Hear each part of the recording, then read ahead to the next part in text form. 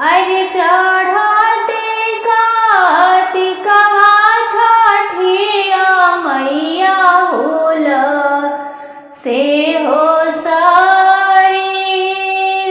अरे चढ़ते कार्तिकवा अधित मल होल से हो मोरे मन।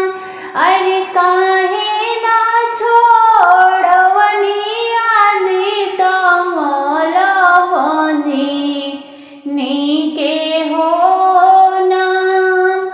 अरे काहे ना छोड़वनी अधित मल भजी नीके हो नाम। अरे लिपत पोतत छठिया मैया हाथ वाहो पीराय। अरे लिपते पोतते छठिया मैया हाथ वाहो पीराय। अरे ठेकुआ पकावत सूरज देवया रे लाहो घाय। अरे तमो ना छोड़वलु छठिया मैया भजी नीके हो नाम।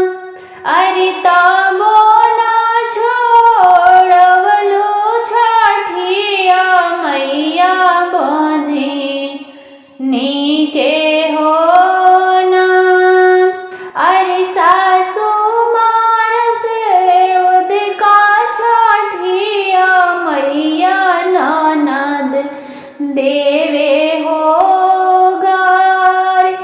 अरे संगवा के साथी छठिया मैया भजनिया कही बोलाय।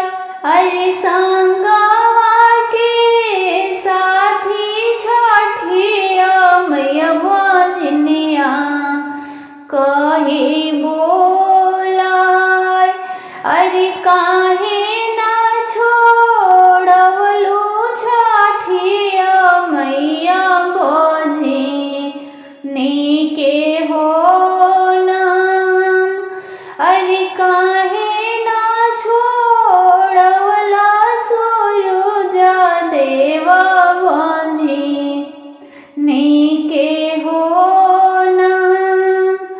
अरे चुपा हो चुपाए तिवाई नयनवा पोछ हो लोर।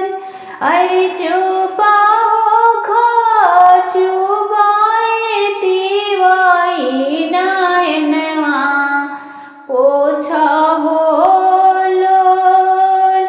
अरे तोहारा के देवो तिवाई गजाधर असहो पूत।